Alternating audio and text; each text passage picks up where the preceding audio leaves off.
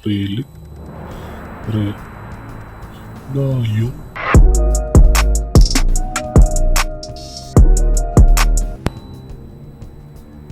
Okay, so The Vengeance Rohan event tayo ngayon. Ang pangalan ng event is Blossom Harvest Event. Started April 17 hanggang May 15. So ito, may mga premium box na ako. Magbubukas tayo ngayon, guys.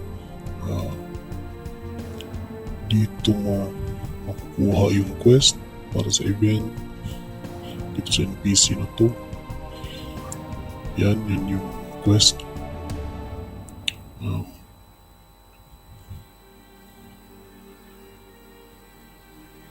Yung requirements niya is 100 na blossom petals at saka 5 sprout.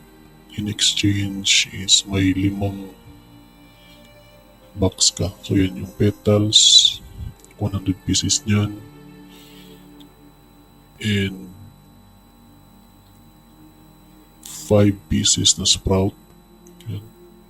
Mura lang, guys.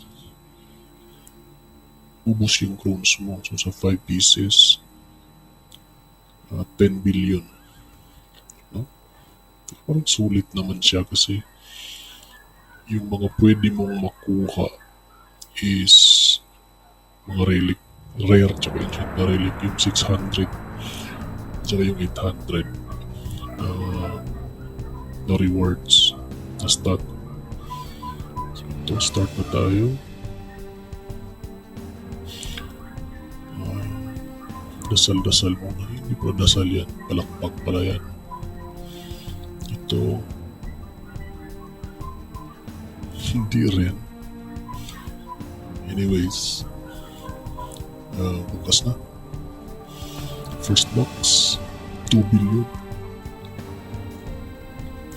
Ano yun? Scroll. Tissue. 15 minutes na tissue. Ano ba yan? Okay. Goodbye na 2 billion. Second box.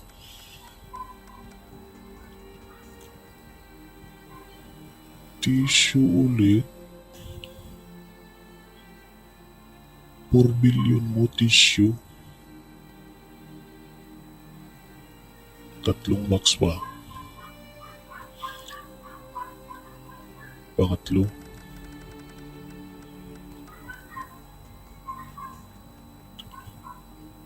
Siyempre tissue ulit.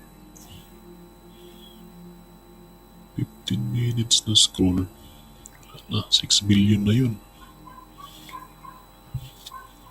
Okay, may dalawa pa siguro rare tsaka advanced na relic to. 800 stats. Sarap mo. Sige, galit na yung karakter ko. Okay, fourth box. Relic. Layo. 7 days. Wala rin. Pwede na sa bagay. At least meron. Ito sana relic. Ito, last box. Last na lang. Relic na, sure na relic to. 800. Int kasi ko, guys. Na sage. Coin. So walang relic sa 10 billion. Diyos ko. Goodbye 10 billion. Actually 11 billion yun. Kasi 2.2B yung isa. Na sprout. Goodbye. GG yung 11 billion.